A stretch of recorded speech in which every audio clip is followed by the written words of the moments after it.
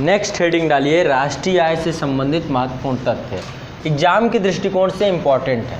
राष्ट्रीय आय कॉन्सेप्ट सब कुछ समझ लिया, अब राष्ट्रीय आय से संबंधित महत्वपूर्ण कुछ तथ्य है। इसमें मैं इतिहास के कुछ विषय वस्तु को भी शामिल करूंगा। देखो, अंग्रेजों ने कभी भी देश की राष्ट्रीय आय को गणना करने की कोशिश नहीं की, प्रति व्यक्ति आय को गणना करने की कोशिश नहीं की। क्यों नहीं घोषित की कभी भी? क्योंकि अंग्रेज यदि कभी राष्ट्रीय आय के देश की राष्ट्रीय आय की गणना करते, यदि अंग्रेज देश के राष्ट्रीय आय की गणना करते, अंग्रेज प्रति व्यक्ति आय की गणना करते, तो क्या पता चल जाता, क्या सिद्ध हो जाता कि भारतीय अर्थव्यवस्था गतिहीन है। विश्व में ये सिद्ध हो जाता कि ग्रोथ ही नहीं कर रही, कोई प्रोग्रेस ही नहीं हो रही। इसलिए उन्होंने कभी गणना ही नहीं की, कोई संस्था ही नहीं बनाई जो नेशनल इनकम और राष्ट्रीय इनकम को पता कर सके। इसलिए पहला प्रयास करने वाले व्यक्ति थे दादा भाई नेहरूजी। ठीक है, बुक लिखी उन्होंने, poverty and un British rule in India. उसमें उन्होंने राष्ट्रीय आय बताया, सब कुछ बताया, है ना। तो कुछ चीज़ें लिख लीजिए। दादा भाई नेहरूजी के बाद कौन थे दूसरे नेक्स्ट पर्सन? हाँ, पूरा नाम विलियम डिग्बी। उन्होंने किया था, लेकिन एक वैज्ञानिक अध्ययन किसने किया? भारत के पहले इंजीनियर भी बोले जाते हैं वो। इसमें इंजीनियर है कोई? हाँ, विश्वेश्वरैया, VKRB राव।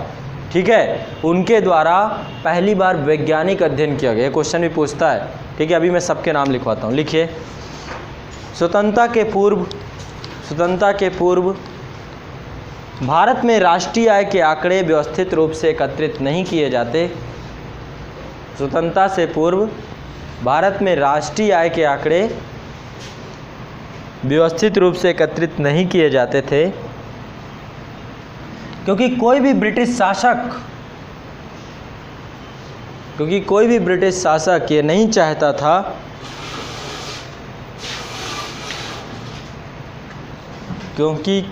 ब्रिटिश शासक ये नहीं चाहते थे कि भारतीयों को इस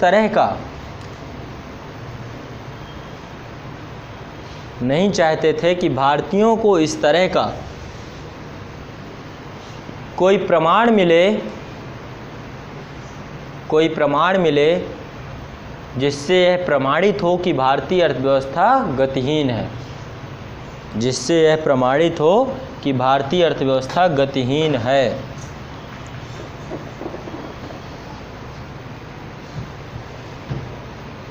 जिससे यह प्रमाणित हो कि भारतीय अर्थव्यवस्था गतिहीन है।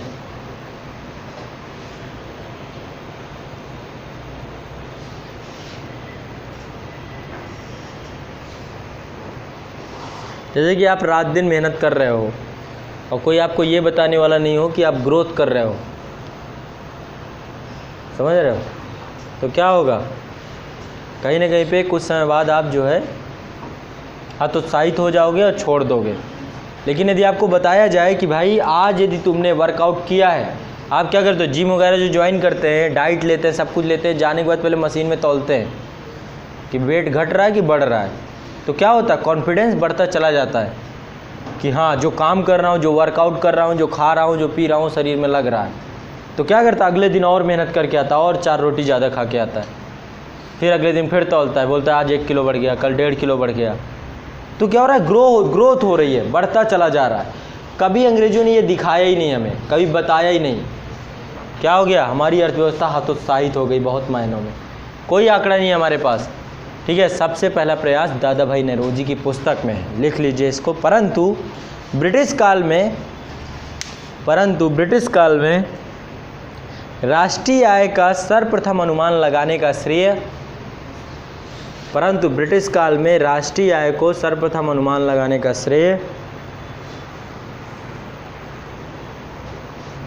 दादा भाई नेहरूजी को जाता है। दादा भाई नौरोजी को जाता है।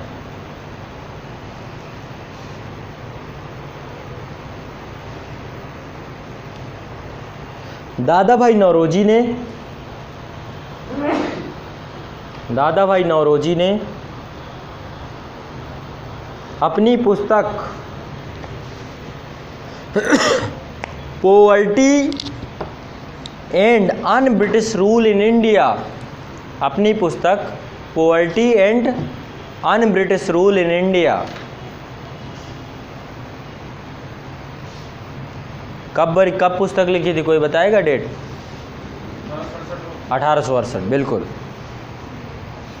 में भारत की राष्ट्रीय आय की गणना की, कितना बताया था राष्ट्रीय आय इन्होंने? राष्ट्रीय आय 20 रुपये देश का। मेरा एक मित्र था, उसके अंदर एक बहुत अद्भुत प्रतिभा थी, नहीं हुआ तो कभी मैं उससे मिलवाऊंगा। वो उसके अंदर अद्भुत प्रतिभा ये थी कि जब उसे कोई बात समझ में नहीं आती थी तो सीधा सीधा रट लेता था, और जब उससे पूछो कोई बात तो बीच बीच में जब बताता था, जैसे कोई चीज़ उसे वो मतलब अब ये अद्भुत प्रतिभा ही कहेंगे कि यदि कोई बात आपको समझ में आए तो आप पूरी पूरी रट लें। और जब उससे कोई टीचर पूछता था तो वो कामा पूर्ण विराम भी बता देता था। है के बाद बोलेगा कामा लगा है यहाँ पे, फिर इसके बाद आगे बढ़ता था बताएगा पूर्ण विराम भी लगा है, फिर आगे बढ़ेगा फिर बताएगा यहाँ पे डॉट लगा हो, ये मतलब इतने लेवल का रटता था वो, इतने लेवल का रटता था। तो वैसे ही रटना है, लेकिन इस तरह नहीं रट लेना है। जैसे वो था ना, क्या नाम था थ्री इडियट में, मतलब कहता मीनिंग नहीं जानना है, मीनिंग से मतलब नहीं है, कुछ भी रट के कुछ भी बोल दो। तो 20 रुपये प्रति व्यक्ति आय है। 20 रुपये देश की इनकम होगी तो देश पता है कहाँ खड़ा होगा?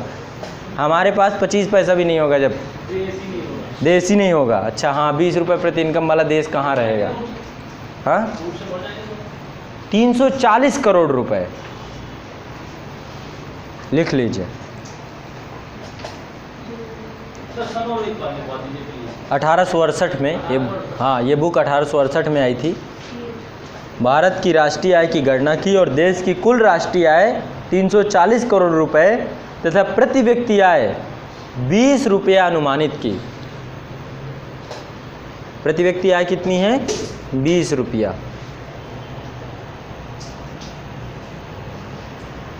प्रति व्यक्ति आय 20 रुपया अनुमानित की। ठीक है, नेक्स्ट आगे बढ़ते हैं।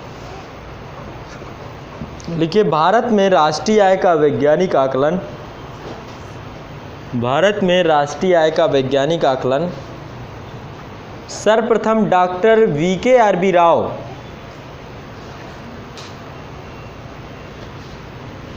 ये क्वेश्चन पूछता है, भारत में राष्ट्रीय आय का वैज्ञानिक आकलन सर्वप्रथम VKRB राव, कोई समय अवधि बताएगा? 1931 से 32 या हाँ ठीक है, इतना आगे पीछे चलता है। 1931-32 में BKRB राव। अब BKRB राव में हिंदी मत लिखिएगा, BKRB। अब पता चला कोई लिखे हो ऐसे BKR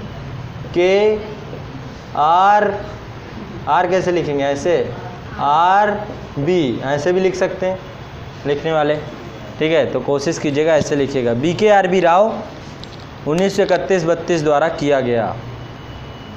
ये समयावधि 1931-32 में इन्होंने किया था। अब आज़ादी के बाद किसने सबसे पहले बताइए प्रस्तुत किया? आज़ादी के बाद वित्त मंत्रालय करेगा, सीधी सी बात है ना।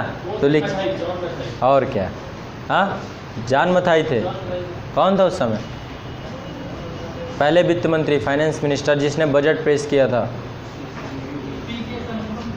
हाँ, फिर से एक बार नाम लीजिए। हाँ, ये महोदय थे। लिख लीजिए, राष्ट्रीय आय का प्रथम सरकारी अनुमान, सरकार का पहला अनुमान जो स्वतंत्रता के बाद 1948-49 में फाइनेंस मिनिस्ट्री यानी वित्त मंत्रालय द्वारा किया गया।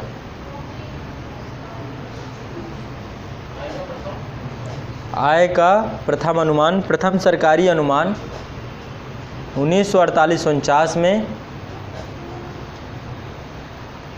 वित्त मंत्रालय ने प्रस्तुत किया। वित्त मंत्रालय ने प्रस्तुत किया। वित्त मंत्रालय ने प्रस्तुत किया। नेक्स्ट,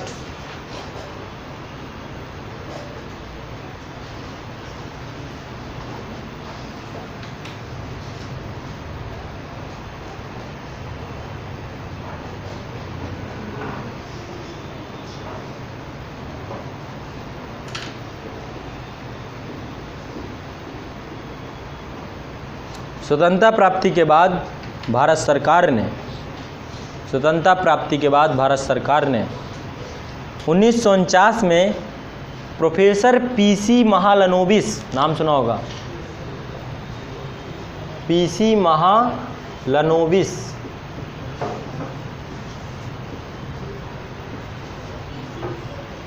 पीसी पर्सनल कंप्यूटर, या प्रियंका चोपड़ा मत लिख लीजिएगा।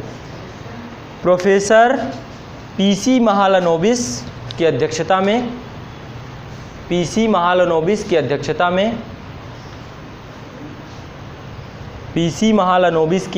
में एक नेशनल इनकम कमेटी का गठन किया,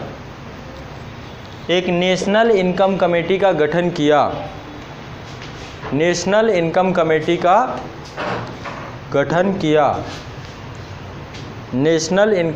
का गठन किया,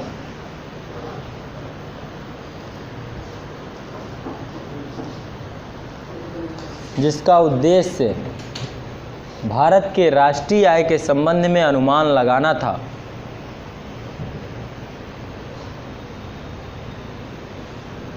जिसका उद्देश्य भारत की राष्ट्रीय आय के संबंध में अनुमान लगाना था। भारत की राष्ट्रीय आय के संबंध में अनुमान लगाना था।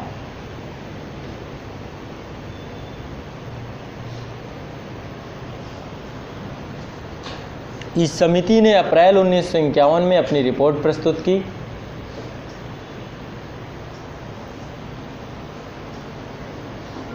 इस समिति ने अप्रैल 1951 में अपनी रिपोर्ट प्रस्तुत की। कितनी थी राष्ट्रीय आय इस समय देश की, आज़ादी के समय, पता है किसी को? आज़ादी अब अंग्रेज गए थे तो ताज़ा ज़्यादा नहीं होगी।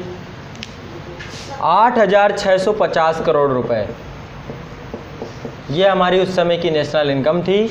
और प्रति व्यक्ति आय 246 रुपए। तब 1.5 रुपये में 5 किलो घी मिलता था।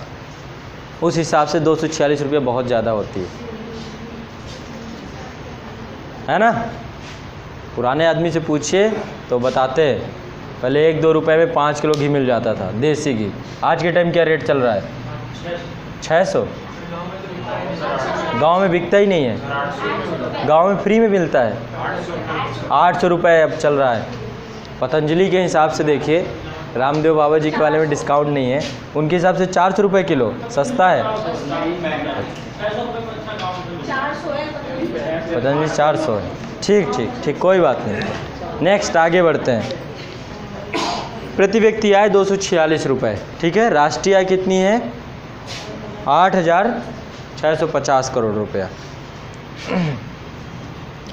अब एक संस्था बना दी गई। संस्था कौन सी संस्था है जो राष्ट्रीय आय का अनुमान लगाती है?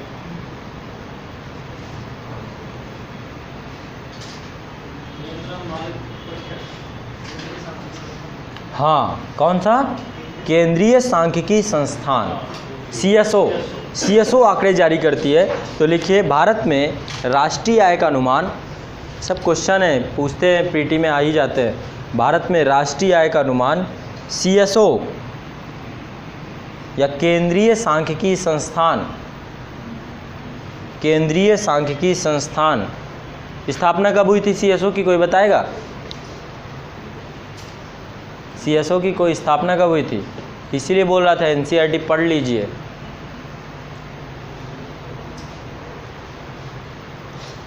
दो मई 1951 को इसकी स्थापना हुई थी, लिख लीजिए। जिसकी स्थापना 2 मई 1951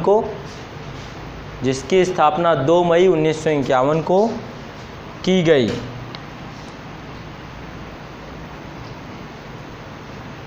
ठीक है। वैसे पहले से ही संस्था चल रही थी, और लेकिन मूल रूप से जो बनाई गई है 2 मई को ही बनाई गई। 1949 में एक टेम्परेरी संस्था बनाई गई थी जिसको बदल के सही CSO कर दिया गया था।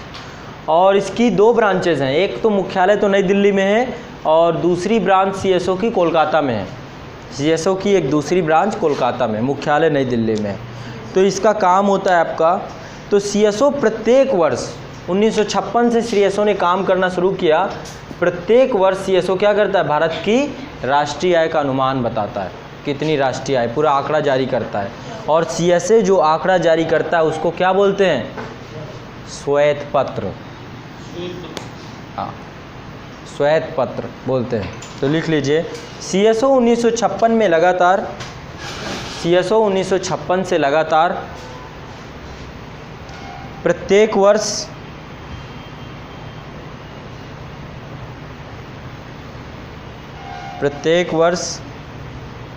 राष्ट्रीय आय से संबंधित आंकड़े प्रस्तुत करता है, जिसे व्हाइट पेपर या श्वेत पत्र के नाम से जाना जाता है, जिसे व्हाइट पेपर या श्वेत पत्र के नाम से जाना जाता है, जिसे व्हाइट पेपर या श्वेत पत्र के नाम से जाना जाता है। ठीक है,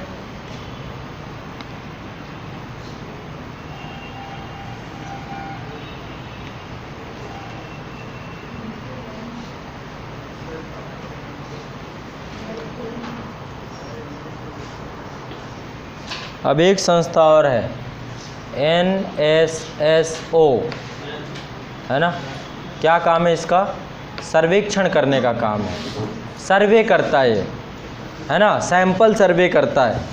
तो ये संस्था कब बनी, ठीक है, इसके बारे में भी कुछ लिख लीजिए। Professor PC Mahalanobis, professor PC Mahalanobis की संस्तुति पर, प्रोफेसर PC महालनोबिस की संस्तुति पर 1950 में, प्रोफेसर PC महालनोबिस की संस्तुति पर 1950 में नेशनल सैंपल सर्वे, नेशनल सैंपल सर्वे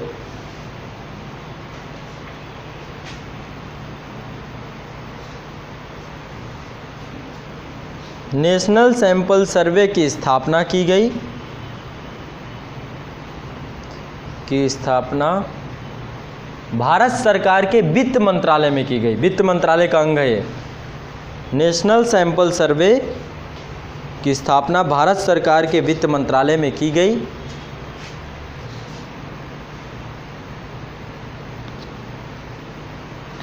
उन्नीस सौ 1970 में इसका पुनर्गठन कर दिया गया और इसको बना दिया गया NSSO, इसको NSSO बना दिया गया, ऑर्गेनाइजेशन बना दिया गया, एक अलग से ही संगठन बना दिया गया। 1970 में इसका पुनर्गठन किया गया,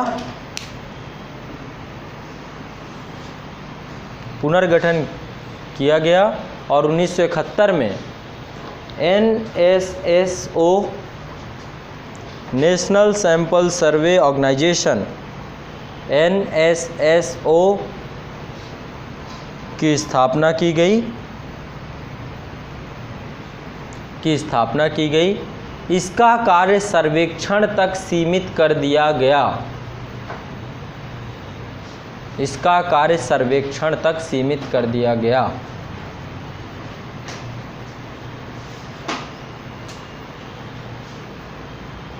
ठीक,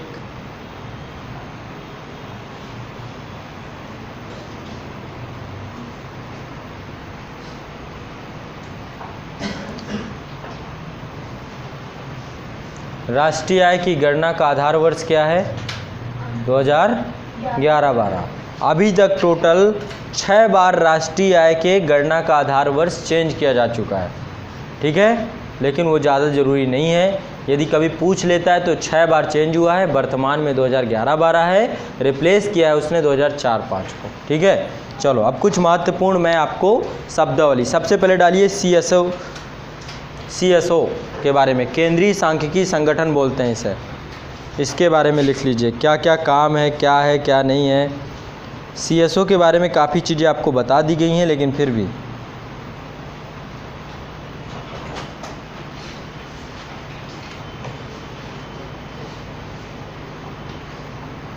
CSO अपना वार्षिक प्रकाशन, जो चीज़ लिखवा चुका हूँ वो नहीं लिखवाऊंगा, कुछ एक दो चीज़ें इसमें नई हैं।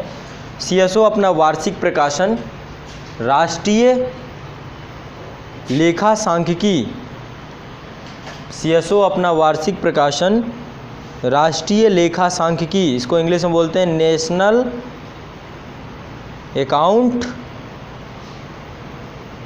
कमीशन, राष्ट्रीय लेखा सांख्यिकी के नाम से जारी करता है, के नाम से जारी करता है।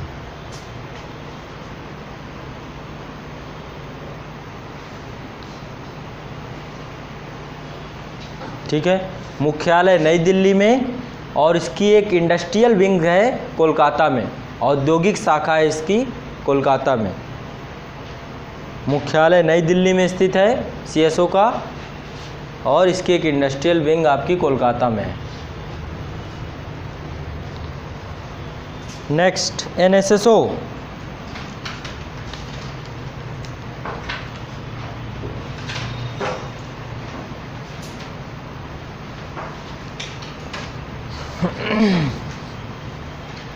NSSO का अच्छा मूलभूत काम क्या है बताइए, काम क्या करता है? यदि कोई राष्ट्रव्यापी नीति निर्माण हमें करना होता है, ठीक है, तो राष्ट्रव्यापी नीति निर्माण करने के लिए सर्वेक्षण का काम करता है। NSSO जनसंख्या संबंधी आंकड़ों का भी सर्वेक्षण करता है। जनसंख्या के भी आंकड़े जो होते हैं NSSO के द्वारा सर्वेक्षण के द्वारा लिए जाते हैं। ठीक है, तो राष्ट्रव्यापी कोई नीति निर्माण करना हो, लिख लीजिए इसके योजना, NSSO में लिखिए योजना तथा नीति निर्माण के उपयोग हेतु, योजना तथा नीति निर्माण के उपयोग हेतु, नीति निर्माण के उपयोग हेतु राष्ट्रव्यापी परिदृश्य, राष्ट्रव्यापी परिदृश्य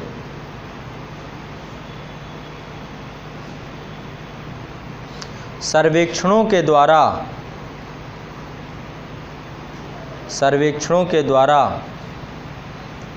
अर्थव्यवस्था के विविध क्षेत्रों में आंकड़ों के संग्रह का कार्य, सर्वेक्षणों के द्वारा अर्थव्यवस्था के विविध क्षेत्रों के आंकड़ों के संग्रह का कार्य, अर्थव्यवस्था के विविध क्षेत्रों के आंकड़ों के संग्रह का कार्य कौन कर रहा है?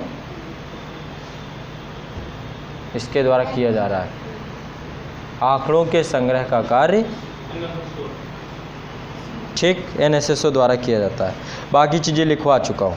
नेक्स्ट है ग्रीन नेशनल इनकम किसे कहते हैं?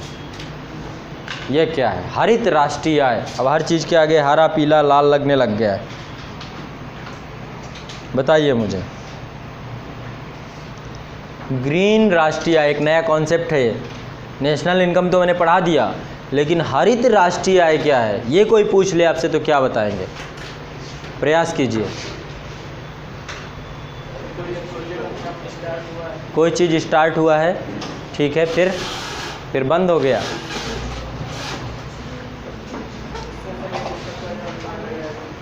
तो हरित हो जाएगा। पर्यावरण से संबंधित है। आप क्या कह रहे हैं? वनों को ख़त्म कर दिया जाए। अच्छा, वनों के द्वारा GDP में प्रयोग किया जाए, वो प्राथमिक सेक्टर होता है।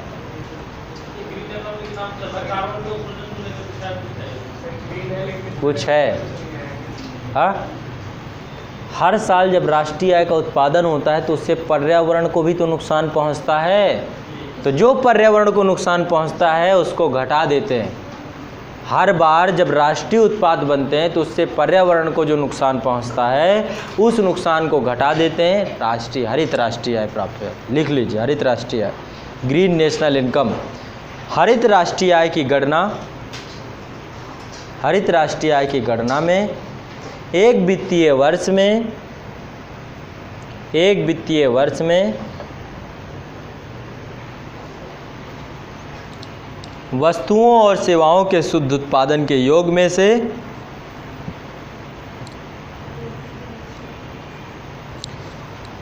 वस्तुओं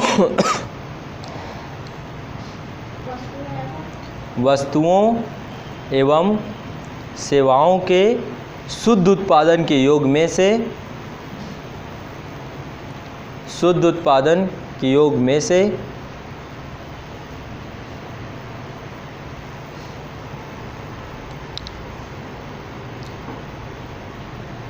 उत्पादन की प्रक्रिया के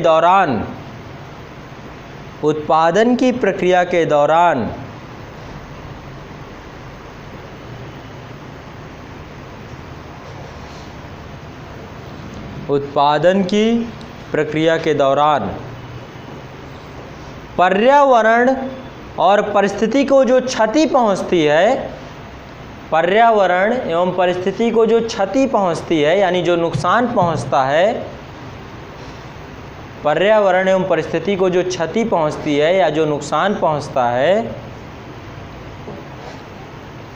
उसे क्या कहते हैं?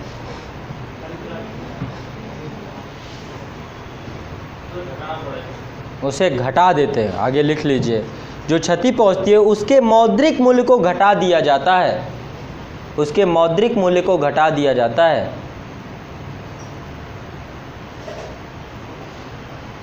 मौद्रिक मूल्य को घटा दिया जाता है। क्या हो रहा है आज के टाइम पे? यदि आपको देख रहे हैं ना, लगातार फ्लैट बनते चले जा रहे हैं, दे दनादन, लगातार पेड़ कटते चले जा रहे हैं डेवलपमेंट के नाम पे, हाईवेज बनते जा रहे हैं, रेल की पटरियां बिछती चली जा रही हैं, लेकिन उनके एवज में जो पेड़ पौधे कट रहे हैं, ठीक है, उनके जो मूल्य है उस मूल्य को घटाते हैं। और फिर क्योंकि भाई लगाना भी तो पड़ेगा कहीं पे, लेकिन लगाते कहाँ हैं? लगाते हैं तब भी। तो वो सब चीज़ें आपकी इसमें जुड़ाव रखें। क्लियर? राष्ट्रीय इनकम, हरित राष्ट्रीय इनकम दोनों समझ गए। अब आगे एक बात है, हिंदू वृद्धि दर, हिंदू ग्रोथ रेट, ये कौन बताएगा? ये कौन है? हाँ बताइए। 1970 के दशक में जो वृद्धि दर थी उसे हिंदू ग्रोथ रेट कहते हैं। और कोई?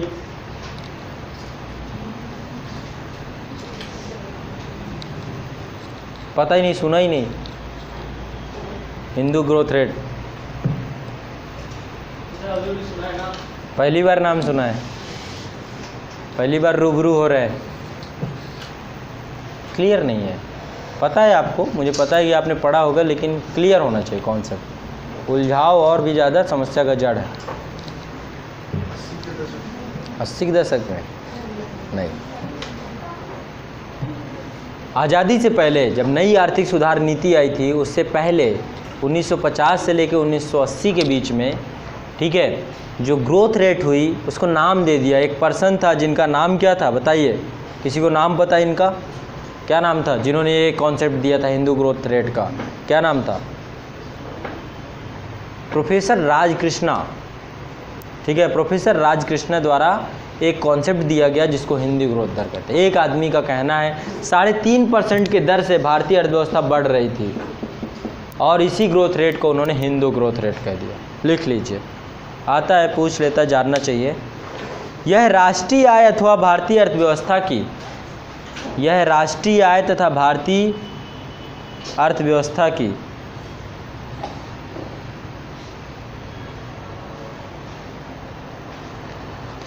वास्तविक वृद्धि दर से संबंधित है, वास्तविक वृद्धि दर से संबंधित है।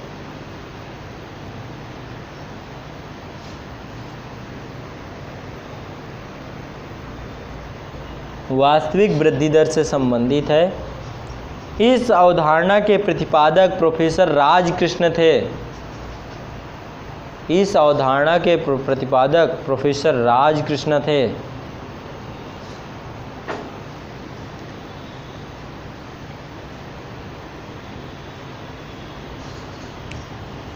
उन्नीस सौ 91 से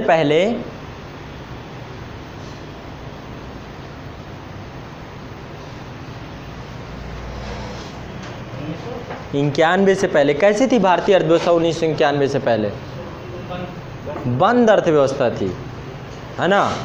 हमने निजीकरण को ज़्यादा प्रोत्साहन नहीं दिया, किया गया राष्ट्रीय, बैंकों तक का राष्ट्रीयकरण कर दिया गया 1969 में। ठीक है, ज़्यादा समाजवादी अर्थव्यवस्था ज़्यादा थी हमारी। 1991 से पहले की अर्थव्यवस्था में उदारीकरण नहीं था, निजीकरण नहीं था, वैश्वीकरण नहीं था, ये बहुत सारे मानक नहीं थे। ठीक है, तो उसी अर्थव्यवस्था उसी समय अवधि की बात कर रहे हैं। यह राष्ट्रीय आय तथा भारतीय अर्थव्यवस्था की वास्तविक वृद्धि दर से संबंधित है, वास्तविक वृद्धि दर से संबंधित है। इस अवधारणा के प्रतिपादक प्रोफेसर राजकृष्ण थे, इस अवधारणा के प्रतिपादक प्रोफेसर राजकृष्ण थे। 1991 से पहले 1991 से पहले और स्वाधीनता के प्रथम 3 दशक के दौरान, पहले और स्वाधीनता के प्रथम 3 दशक के दौरान और स्वाधीनता के पहले 3 दशक के दौरान भारत समाजवादी अर्थव्यवस्था की, भारत समाजवादी अर्थव्यवस्था की औसत आर्थिक वृद्धि, औसत आर्थिक वृद्धि कितनी है? 3.5%। औसत आर्थिक वृद्धि 3.5% की दर से बढ़ने के कारण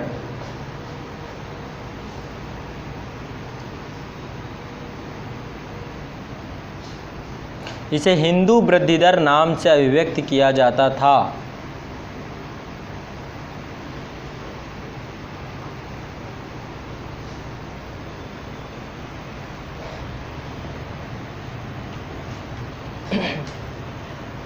तो यानी हिंदू वृद्धि दर के समय भारतीय अर्थव्यवस्था कितना ग्रो कर रही थी? 3 से 4% बस, इससे ज़्यादा नहीं। 3 से 4% के बीच में ही हमारा ग्रोथ रेट था, इससे ज़्यादा नहीं था। क्लियर हो रहा है? लेकिन जैसे ही हम इस अवधि को क्रॉस करते हैं 3 से 4, अब जैसे 1991 में लाइसेंस राज, इंस्पेक्टर राज, ठीक है, ये सब खत्म होता है, उदारीकरण, निजीकरण, वैश्वीकरण की नीति का अनुपालन किया जाता है, भारतीय अर्थव्यवस्था की ग्रोथ रेट बढ़ जाती है और 7 से 8% की गति से भारतीय अर्थव्यवस्था भागना शुरू कर देती है। तो 1991 के पहले की जितनी भी, उसे हिंदू ग्रोथ रेट कहते हैं। क्लियर?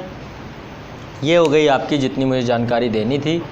बाकी आगे हमारी चर्चा और भी होगी बहुत सारी चीज़ों को लेकर के। अब मैं जो आपको पढ़ाने जाऊंगा आगे नेक्स्ट चैप्टर में, वो मैं पढ़ाऊंगा इन्फ्लेशन, मुद्रास्फीति पढ़ाऊंगा। तो नेक्स्ट चैप्टर आपका मुद्रास्फीति से संबंधित होगा, इन्फ्लेशन से संबंधित होगा। तो पहले क्या होगा, इन्फ्लेशन से संबंधित अवधारणाएं बताऊंगा, सब बताऊंगा, आरबीआई के बारे में बताऊंगा, इसके प्रभाव क्या होते हैं मुद्रास्फीति के, ठीक है। पहले मुद्रास्फीति आपको पूरा समझाऊंगा, इसके बाद मैं आपको भारत में मुद्रास्फीति की गणना कैसे की जाती है, WPI पे होती है कि CPI पे होती है, ठीक है। फिर इसके बाद मैं मुद्रास्फीति को नियंत्रण करने के साधन कैसे कंट्रोल की जाती है मुद्रास्फीति, है ना, मौद्रिक नीति कैसे कंट्रोल की जाती है, उन सभी विषय वस्तुओं पर भी चर्चा करेंगे। तो क्रम से फिर मैं आपको मॉनेटरी पॉलिसी में RBI के द्वारा कैसे बैंक रेट निर्धारित किया जाता है, रेपो रेट निर्धारित किया जाता है, रिवर्स रेपो रेट निर्धारित किया जाता है, कैसे CRR, SLR, MSF, open market operation, कौन कौन से टूल्स का प्रयोग करके मार्केट से पैसे को RBI अपने पास लेता है। और देखो क्या होता है ना, जब कोई चीज़ ज़्यादा, जैसे आपके जेब में 5 रुपये है तो आपका दिमाग 5 रुपये के हिसाब से चलेगा, लेकिन जैसे ही 5 रुपये 500 रुपये में बदलेंगे तो दिमाग बदल जाएगा। अब जो भी आपको दिखाई देगा, आपको खर्च करने का मन बढ़ेगा, समझ रहे हैं। जितनी ज़्यादा आपकी इनकम बढ़ेगी उतना ज़्यादा आपके खर्चे बढ़ेंगे, समझ रहे हैं। 5 रुपये हैं तो 5 रुपये की सोच है, 50 रुपये हैं 50 रुपये वाली सोच आ गई, 5 रुपये है 5 रुपये की सोच आ गई, 5 करोड़ हैं तो उसकी बड़ी अलग सोच है। इसीलिए कहते हैं ना, भ्रष्टाचार कभी भी ख़त्म नहीं हो सकता, सोच बढ़ती रहती है व्यक्ति की। तो मार्केट में जितना पैसा आता है उसी गति से खर्चा भी बढ़ता है, और जब मार्केट में ज़्यादा पैसा होगा तो ज़्यादा खर्च होगा, समझ रहे हैं। तो ज़्यादा खर्च ज़्यादा डिमांड को, ठीक है, ज़्यादा डिमांड को क्या करेगा, प्रोत्साहित करेगा, ज़्यादा डिमांड बढ़ा देगा, लोग ज़्यादा खरीदने लग जाएंगे, तो फिर क्या होगा, चीज़ें कम पड़ जाएंगी। चीज़ों की सप्लाई यदि उस एवज में नहीं हुई, तो यदि चीज़ों की सप्लाई उस एवज में नहीं हुई, चीज़ें कम पड़ जाएंगी, महंगाई रातों रात बढ़ जाएगी। और जब महंगाई बढ़ जाएगी तो अब उस पर आरबीआई को आना पड़ता है हस्तक्षेप करने। आरबीआई क्या कर सकता है? एक ही काम कर सकता है, मार्केट से पैसा गायब कर सकता है बस। और उसका ऐसे बहुत दूरगामी प्रभाव तो सब पढ़ाऊंगा आगे चलते, ठीक है। तो ये अब हमारा नेक्स्ट टॉपिक कल की क्लास से शुरू होगा।